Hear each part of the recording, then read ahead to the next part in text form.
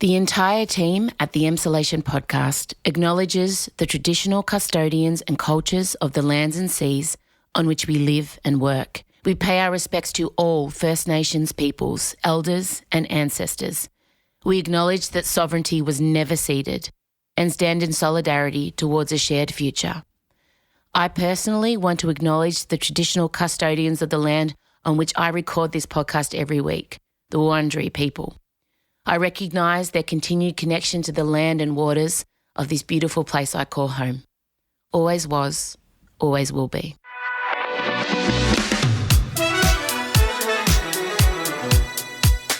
Well, oh my God. Well, hello there and welcome to Emsolation. My name is Em Rusciano. I'm a writer, a singer, a stand-up comedian, a maximalist power queen, a neurodivergent magic brain.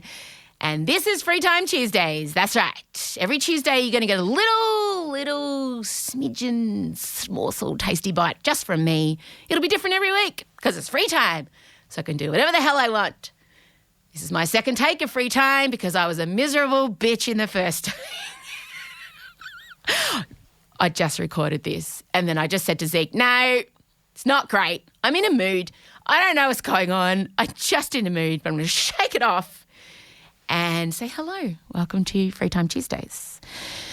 I am still processing the blessed event, the National Press Club address that occurred last Wednesday where I got up and spoke about neurodivergence and what a time it's been. Today I thought I would just let you know what's been going on since and the reaction I've had. I'll answer some of your questions and most importantly talk about, well, I just got this fantastic message from a woman that has made the whole process and the lead up and the angst worthwhile. So straight after the press club happened, I'll let you know, I jumped off stage, I gave Michael a hug, I spoke to some of you, and then I just needed to go and stand in a dark room, which I did. If you look, I'm sure if someone looks at the CCTV footage, they'll just see me quietly sneaking off into someone's office. I don't know where I was. I just shut the door and I had to do some deep breaths. I realised how much I've been hanging on. You know when you've got a really massive event coming up and you just compartmentalise everything. And the moment it was done and I didn't stuff it up, I think my body just let go of everything and it had been hanging on to some shit. And quite literally, I did a massive number 2 evacuation not long after. So I feel like my body was hanging on to some like decaying feces. Oh my God. Maybe I should go back to the first recording. It was so much better. Okay, of course we've ended up here.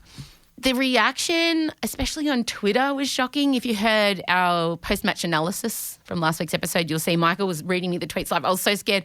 I walked off stage and Michael's like, Twitter's loving you. And I'm like, oh, God, I forgot about Twitter. But the tweets were good. It's gone gangbusters everywhere. And the thing that I most hoped would happen is happening. Now, a lot of you have been asking me, one of the questions on the Emsolation Facebook that came through was, have you had any politicians contact you, any higher-ups? And I haven't yet. I don't know if they will. But what I have had is numerous CEOs, doctors, nurses, teachers tell me that they're inspired to kind of institute change in their workplaces and in their lives. And that is all I could hope for. That is, Power of the People was always going to see this message through. Like, I just knew that, and that's why I spoke to you all. That's why 99% of the address was to you, not to the politicians. Like, I think I mentioned Bill Shorten once, got off lightly, Bill. And I wanted to share with you one particular message that truly made everything worthwhile. It's from Steph, and she wrote, I've just watched the speech. It was incredible. I learnt a lot and took it straight to our board of directors, and it's been decided that every manager in our company, 38 wonderful people, will be watching together on Thursday. We have a workshop planned directly after to brainstorm and collaborate to make our organisation a more friendly and safe space for everyone, which is so amazing. She said, I just want to add that 4 of our 38 managers are neurodivergent and were asked separately beforehand to make sure they were comfortable to be a part of the conversation, and every single one of them volunteered to lead it and assist us in making the changes we need to make. I mean, Could I hope for more? No, I could not. I could not hope. I could not dare to dream that this kind of thing is happening. And so I want to encourage you all to keep sharing the speech and keep sending it around, because this could happen. And I had multiple teachers. And by the way, teachers, I love you and I see you. And I hope you heard me say most teachers are doing their best, like 9 out of 10. I know that. And I know that it's schools and the attitudes of the principals and the board. And I did get contacted by quite a few principals. And the CEO of the ANZ shared it in his LinkedIn profile, apparently. How's that? And then I went to the doctor today, Dr. Jamie. I've got to say his name or he gets snitchy. And Dr. Jamie said, it got shared in my doctor's Facebook group. Do doctors have Facebook groups? Of course they do.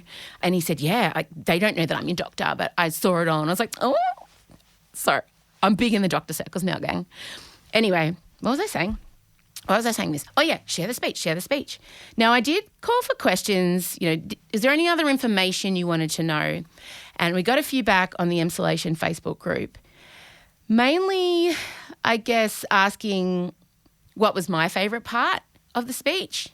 My favourite part of the speech was when it was over. And then I must confess, when I faced the press after and I took my jacket off, first of all, when I took my jacket off, I destroyed the mic. And the soundie was over in the corner looking at me like waving, and I was like, hey man, I did great, didn't I? But it's fine, they turned the lectern mics on. I forgot that they were filming completely. Like, you see me get comfortable, take my jacket off and answer the questions. The questions were so kind. Jamila Rizvi and Claire Bowditch were there asking questions, so plants. The questions were great and fine. Everyone's trying to draw me in. I've turned down all interviews because I feel like I left it all on the field. I said everything I'm ever going to say. I did do Raf Epstein's drive show on the ABC, no big deal. I love Raf. So people keep trying to draw me into the NDIS debate. I don't know anything about the NDIS except that I'm a parent starting my journey with them. That's it. And I don't want to get, but they try to draw me in. So, I don't know. All I know is it's hard for a lot of us. Not us yet. It's been okay, but you all contact me, all of you having to deal with the NDIS, and just say this is shit fight. So that was the one thing. I'm most surprised that the questions seem to have gone quite well. I went way over. I was like an hour longer than you're supposed to be, which I really love. I saw that Albo gave a National Press Club address today, so just, whatever. Just the Prime Minister's opening act. Another question that came in, I wanted to address, is from Lisa. How will you be advocating, moving forward for ND people? And I won't be, is the short answer. I'm done. I've done it. The speech was my love letter to my community, was my big grand gesture, but I don't want to be an advocate for neurodivergent people. I don't have the emotional capacity. I don't have the time. I just don't have the energy. I think my very existence in the space is rebellious enough, and I'll continue to talk about it through the lens of the mother of an autistic child and being neurodivergent myself. But in terms of, knocking on the doors of the politicians and turning up to Canberra, that's not what I was built for, truly. And that speech will always be there and a reference point for people to share and go back to.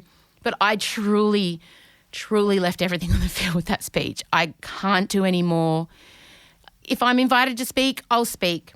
But in terms of, lobbying and all of that, I'm kind of done. And I hope you understand that. But I do think, as I said, the most rebellious thing you can do, the bravest thing you can do is just be radically yourself. And I do vow to you all that I will continue to do that. Any more questions to go through? What reactions have surprised you the most since your National Press Club address? From Lana. Well, I think all of the reactions have surprised me. I have to say, quite a few messages coming in from very high-profile people saying, I understand you better now. I didn't know they misunderstood me. I can't name names. I cannot be drawn into naming names. Let's just say some very big celebs and news identities have just kind of, and it has been a little bit validating, just like, oh, thank God they don't think I'm a complete lunatic. Like, there's a reason behind me. What's been the biggest disappointment? Jeez, okay, mate. Well, that's an easy one. Obviously, for those of you who follow me on some platforms, I was alerted to a Daily Mail article and it was pretty gross. And I did spiral briefly. The headline was M. Rusciano blames ADHD for appalling radio behaviour. And the headline kind of in some way inferred that in the speech I'd said those words and I did not. And they picked the most awful photos of me looking super angry. And at no point did I do that ever. I just did not. And this person that wrote it, this is a person who also tweeted, you probably don't have ADHD, you're probably just dumb. Something along those lines. Yeah, they're a real peach. And I got really upset for about an hour. And then I had to drill down on why do you care? But 99% of the feedback has been so great. Why is this one horrible article? Why do you care? And then I realised I cared because I was worried. I think that was my worst fear about the speech, was that people would think I too was using ADHD as some kind of excuse for bad behaviour whenever there's been bad behaviour. And I don't want to bring that shame upon neurodivergence because, let's be honest, any time it is normally mentioned in the press, it's someone using it as an excuse for bad behaviour, and they're like, oh, God, I've just added to that narrative and I wanted to do the opposite. And then I had to drill down even further and, well, is that the truth? No, it's not. You didn't say that. You never have said that. And you've added a positive, contribution to the narrative around neurodivergence. So I got over it, but I had to go through a process. That's been the low point. Jackie asks how long it's taken you to recover. I'm still not recovered. I still cry. I still get really teary every time I think about it because I can't quite believe I did it. Because if you knew the build-up, I think you all got the idea of the build-up. It's going to be slowly but surely, I think. And I really hope to be able to sit down and watch it or at least listen to it because I haven't yet and I can't. I just cannot. I cannot bring myself to do it. I've seen little snippet videos that the team made for us and they make me cry. So because I kind of had an out-of-body experience halfway through and I was observing myself give the speech for a bit, especially when I was talking about LEO. That stuff is very raw still. And I would like to talk more about being the mother of an autistic kid because I realise so many of you have contacted me and you feel so alone and you feel like no one talks about it. And I am so proud of Leo and I'm so proud to be his mum, and I realise I need to talk more about it so you all feel seen and like you're not alone. So I'm going to definitely work on doing that. I'm also in the process of getting my own diagnosis for autism. I already know that I have it, but I want, I've been waiting since March to see a psychiatrist. And I've got my appointment coming up in a couple of weeks just so I can understand myself even more. So once I delve more into the autism side of things, I think I'll talk about it more. I think I will. All right, that's enough for me. Free Time Tuesday. Look, moving forward, it'll be fun. It'll be irreverent. Who knows what journeys we'll go on together, but you will be getting something from me every Tuesday. Sometimes there'll be a guest. Sometimes there'll be a song. Who knows? It's free time. Do whatever we want. It's the greatest part of primary school on a Friday, arvo. Free time, guys. Yes. All right, gang, don't forget regular ep out on Thursday. We have so much to talk about. Oh, my God, Britney Spears, did you see? She put that video up briefly, she interviewed herself, refused Oprah, put up her own little YouTube video, no visual, and then it got pulled down. Oh, my God. We have so much to talk about. There is lots going on. J-Lo sent home a bunch of Geminis from a casting. Of course, that makes sense. So much to talk about. Oh, my goodness. Madonna did a podcast recording, a song exploder, all about Hung Up. So much to talk about. And I'm sure those three things won't even get covered this week because there'll be something else. Thanks for being here. I hope you got something out of this because I'm worried it's super boring because it's just me, but anyway. All right, gang, until Thursday, chat soon. Bye-bye. This is Emsolation. Emsolation with Em Rusciano is a Spotify exclusive podcast recorded at Down the Hill Studios. Hosted by Em Rusciano with Michael Lucas. Executive produced by Benjamin Wasley. Produced by Em Rusciano. Edited by Ezekiel Fan at Entente Music. With videos by James Henderson. Socials by Marcella Rusciano Barrow. With assistance from Jem Evans and Georgia Watts. Plus occasional offers shelf installs and flat pack wrangling from M's dad Vincy. Get more Emsolation by following us on Instagram at Emsolation Podcast. You can also sign up for our weekly newsletter. Join other Emsolators of the Emsolation group on Facebook. The answer is Harry Styles.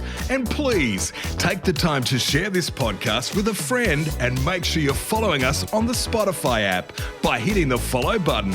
Thanks again for taking time out to listen to this week's episode, and we look forward to chatting with you again soon.